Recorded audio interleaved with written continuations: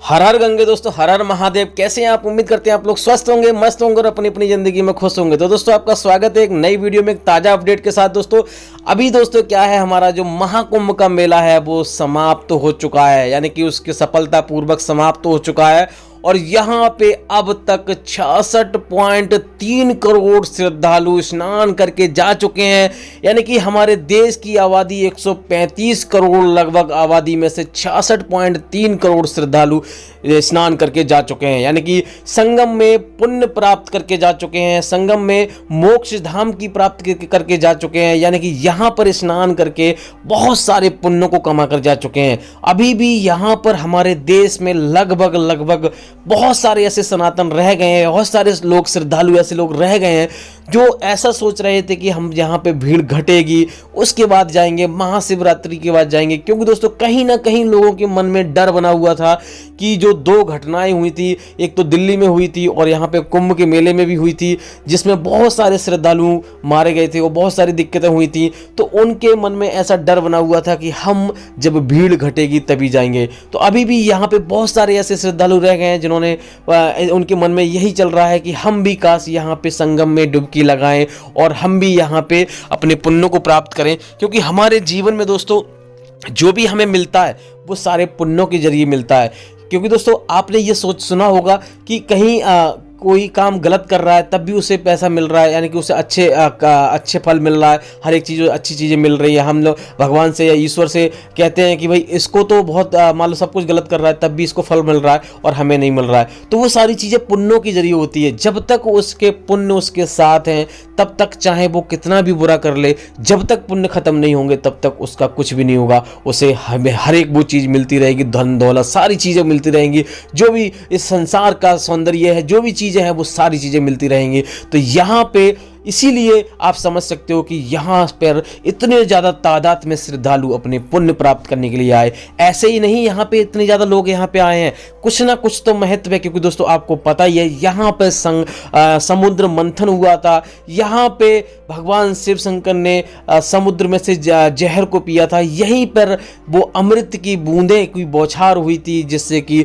यहाँ पर वो ऐसा सहयोग बनता है, यहाँ पर आकर लोगों को पुण्य प्राप्त होता है, यहाँ पर आकर लोगों को मोक्ष की प्राप्ति होती है। तो बहुत सारी चीजें होती हैं, बहुत सारा महत्व है। यहाँ पे मेला जरूर खत्म हो गया है, लेकिन दोस्तों यहाँ पर जो हमारी देवियां हैं, जो हमारी गंगा मैया हैं, गंगा यमुना सरस्वती का जो मिलन है, यहाँ पे वो विराजमान है, वो कहीं भी नहीं गई हैं, संगम कहीं पे नहीं गया है। तो दोस्तों आप अगर यहाँ पे आना चाहते हो, आपके मन में ये है कि हम पीछे क्यों रह जाएं, हम भी कुछ ना कुछ पुण्य प्राप्त कर लें, तो आप यहाँ पे आ सकते हो। अब यहाँ पे लगातार भीड़ घटती जाएगी और लगातार घटती रही है। यहाँ पे आप देख सकते हो ये सैलाब सब आप अपने अपने घर को लौट के जा रहा है। तो अब यहाँ पे सारे घाट खाली हो जाएंगे, सारी जो व्यवस्था है प्रशासन के जरिए अब वो यहाँ पे सारे तंबू वगैरह उखेड़ दिए जाएंगे और सारे घाट यहाँ पे आराम से आप स्नान कर सकते हो। जो लोग अपनी गाड़ी से यहाँ पे आना चाहते हैं वो संगम तक, वहाँ पार्किंग तक गाड़ी जा सकती है और अब कोई दिक्कत नहीं होगी। जो नॉर्मल लोग यहाँ पे आते थे उतनी भीड़ यहाँ पे आपको देखने को मिलेगी।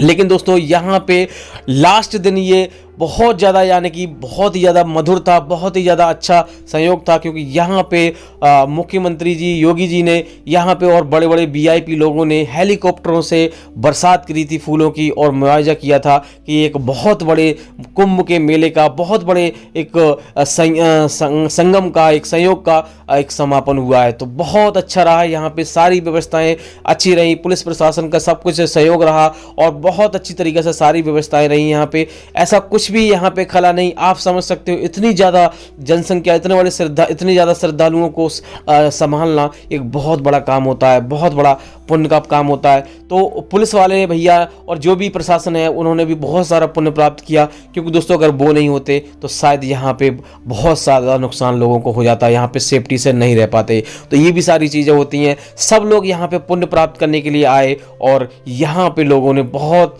यानी कि बहुत कुछ पाया। तो आप भी अगर यहाँ पे आना चाह रहे हो तो यहाँ पे आप आ सकते हो। हम लगातार अपनी वीडियो के माध्यम से, अपने ब्लॉग के माध्यम से आपको अपडेट देते रहेंगे कि यहाँ पे आप कब आ सकते हो, कब भीड़ कम मिलेगी और कैसे यहाँ पे आप स्नान कर सकते हो। सारी चीज़ें हम आपको बताएंगे। तो दोस्तों यहाँ पे अब जो सारी चीज़ें हैं अब यहाँ पे उखड़ जाएंगी, जो भी रैन बसेरा है सारी चीज़ें अब उखड़ जाएंगी।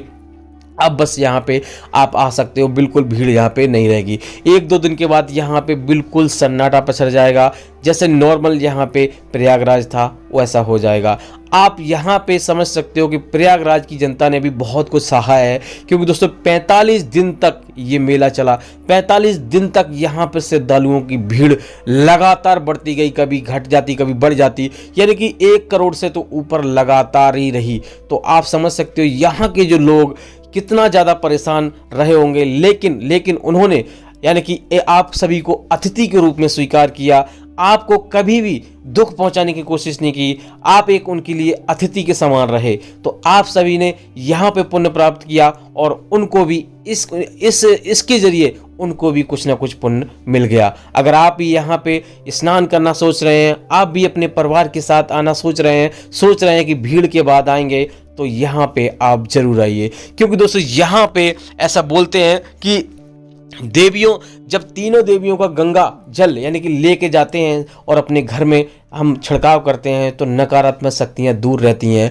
हमारे घर से जो भी चीज़ें होती हैं और जो नेगेटिविटी होती है वो दूर रहती है। और दोस्तों यहाँ पे ऐसा भी मानना है कि यहाँ पे अगर आप यहाँ के संगम का मिट्टी लेके जाते हो और अपने घर में रखते हो, छिड़काव करते हो, तो वो भी बहुत अच्छा रहता है। बहुत यानी कि आपके जीवन में सुख शांति का अनुभव आप करोगे। तो दोस्तों यहाँ पे अब जो घाट रह जाएंगे वो सारे अब खाली हो जाएंगे, तो अब यहाँ पे वो भीड़ देखने को नहीं मिलेगी। एक इतिहास रच चुका है और हमारी किताबों में भी आएगा कि इतने ज़्यादा श्रद्धालु यहाँ पर 2025 में स्नान करके गए। तो ये बहुत सारी चीज़ें होंगी।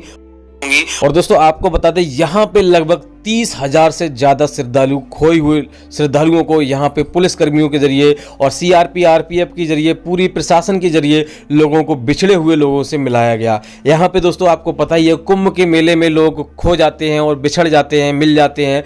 तो यहाँ पे ये सारी चीज़ें हुई, बहुत सारे लोग यहाँ पे बिछड़ गए, बहुत सारे लोग यहाँ पे खो गए और उनको प्रशासन के जरिए चाहे पुलिस के जरिए उन लोगों तक मिलवाया गया। तो बहुत सारी चीज़ें हुई, बहुत सारे लोगों ने यहाँ पे बहुत सारी पूजा पाठ किए, साधु संत आए यहाँ पर, साधु संत का आशीर्वाद प्राप्त किया, बहुत बड़े बड़े संत महात्मा यहाँ पर आए।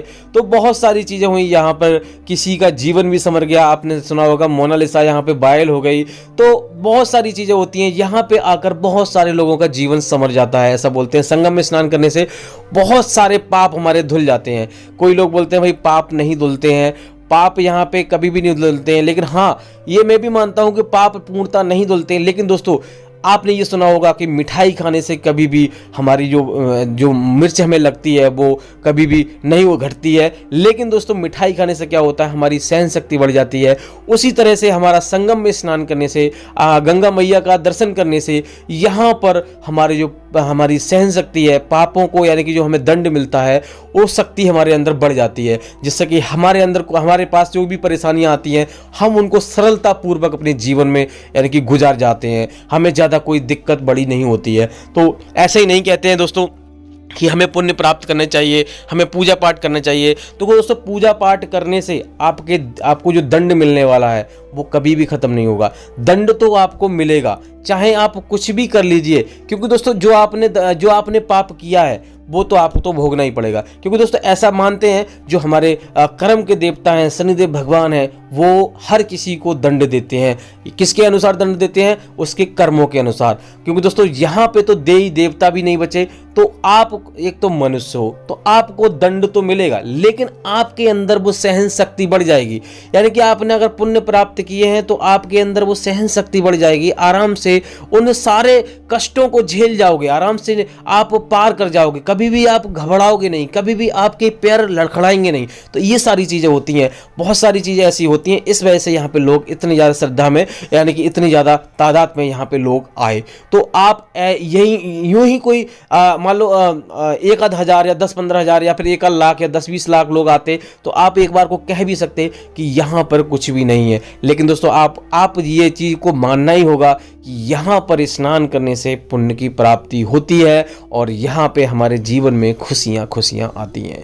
तो अगर आप रह गए हो, अपने परिवार के साथ आना चाहते हो तो यहाँ पे ज़रूर आइए। मैं तो कहूँगा कि आप 1-2 दिन के बाद अब आना चाहिए, क्योंकि यहाँ पे अब बिल्कुल भी भीड़ अब घट जाएगी, यहाँ पे सब कुछ नॉर्मल हो जाएगा।